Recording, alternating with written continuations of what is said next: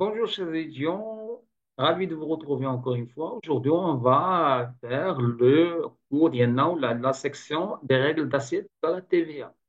Elle comprend donc le fait générateur de la TVA, la base imposable de la TVA et le taux de la TVA.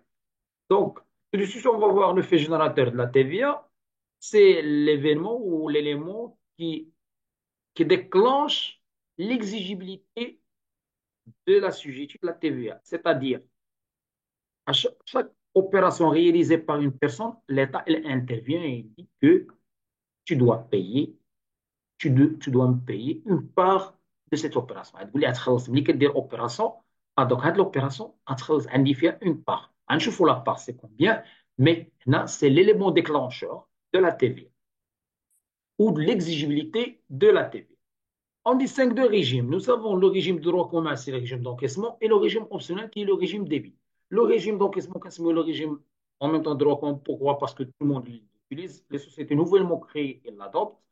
Et le régime débit, on l'appelle aussi le régime optionnel. Pourquoi? Parce que c'est une option, ce n'est pas une obligation. Si vous voulez adopter ou si vous voulez adopter ce régime, donc vous faites un écrit à l'administration fiscale et ou l'administration d'impôt et vous montrez votre volonté d'adopter ce régime, ils vont vous autoriser à y appliquer. Donc, la particularité de chaque régime. Pour le régime de débit, les redevables de la TVA sont autorisés pour être le cas et qui paient la taxe d'après les débits. Pourquoi on dit le débit? Parce que c'est après la livraison, c'est la date de facturation. On débite le compte du client. Donc, c'est pour cela on l'appelle le régime de débit. C'est quand on vend une marchandise ou un produit envers un client, on débite le compte du client. Donc, c'est à partir de ça, en gros, l'assujetti devient exigible envers l'État au moment de la livraison. On ne doit pas prendre en considération le règlement ultérieur, postérieur à la livraison, quelle que soit la date. Une fois la livraison faite, tu deviens exigible à l'administration fiscale. OK? Le régime d'encaissement, c'est tout simplement c'est la date d'encaissement, que ce soit totale ou partielle, du montant de la facture.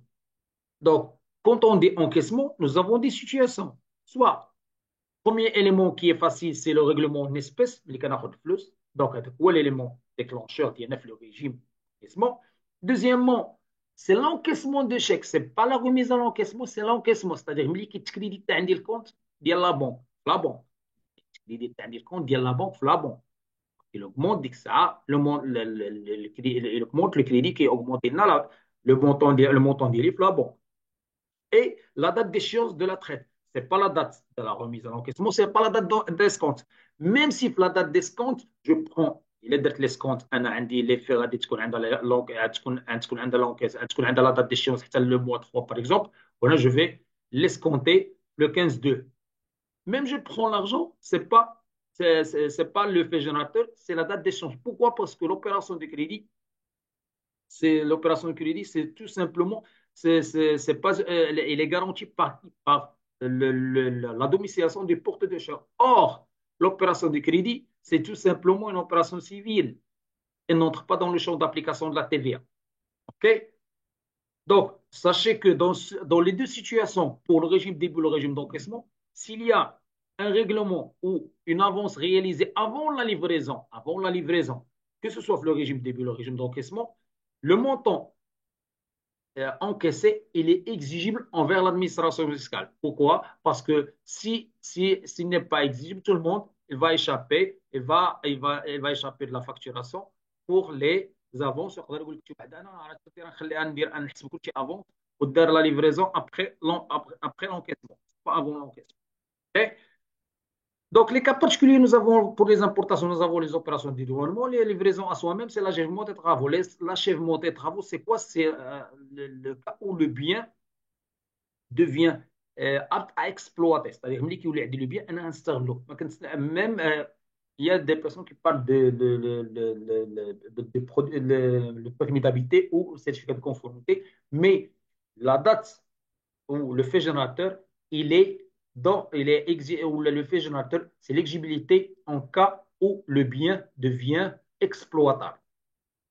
Pour maintenant, pour la base imposable, on parle de la base imposable, c'est le chiffre d'affaires, c'est le prix de vente, tout frais complet, complet à l'exclusion de la TVA elle-même. Pourquoi? Parce qu'on doit prendre le montant hors taxe, plus les recettes accessoires telles que la vente, les déchets ou les ventes de déchets ou d'emballage, les produits financiers, les commissions et les frais de transport. Et lui, en déduction, on a tous les éléments sont compris à l'exclusion d'INA, on doit soustraire ou on doit déduire le montant d'INA d'IL, les rabais remises ristournes accordés au client et en même temps les escomptes accordés au client.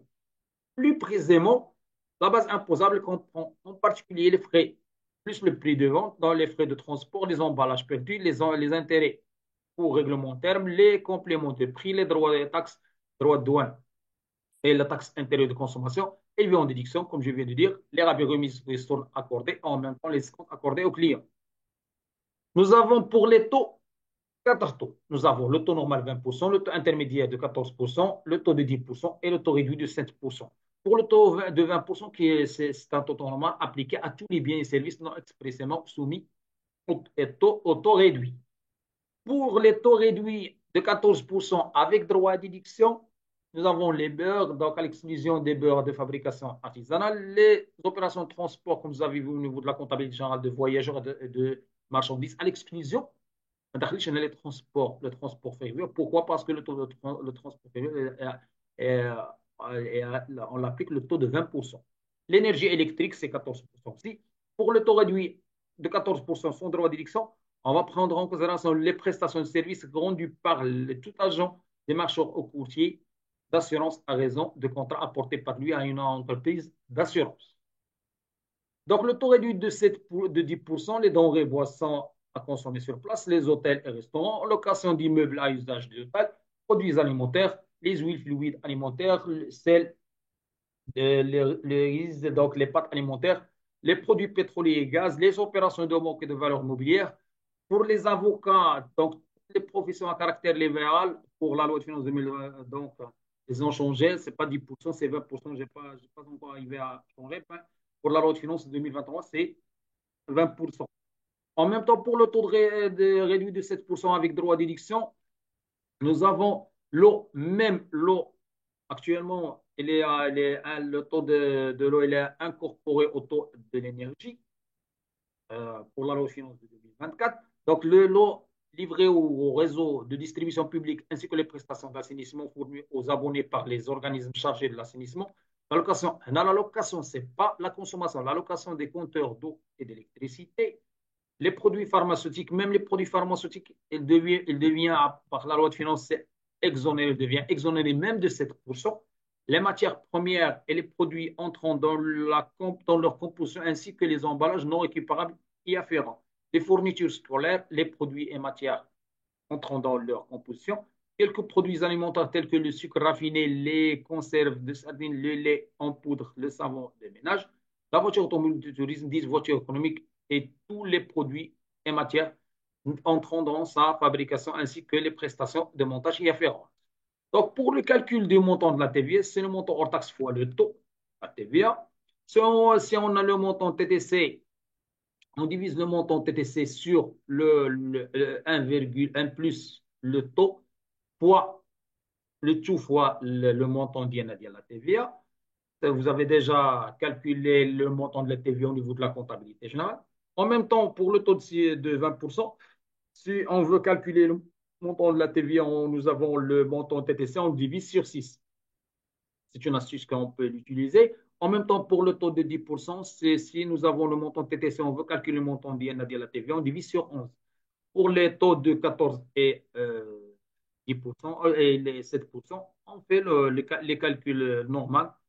Donc, on divise sur 1 plus 0,14 fois 0,14. En même temps, pour le taux de 7%, on divise sur 1,07 fois le montant, des fois le taux, les fois 0,07. Maintenant, on a terminé avec les règles d'assiette de la TVA. Dans la vidéo suivante, on va voir, Inch'Allah, les règles de déduction. On va voir surtout les règles de prorata. et à la prochaine, Inch'Allah.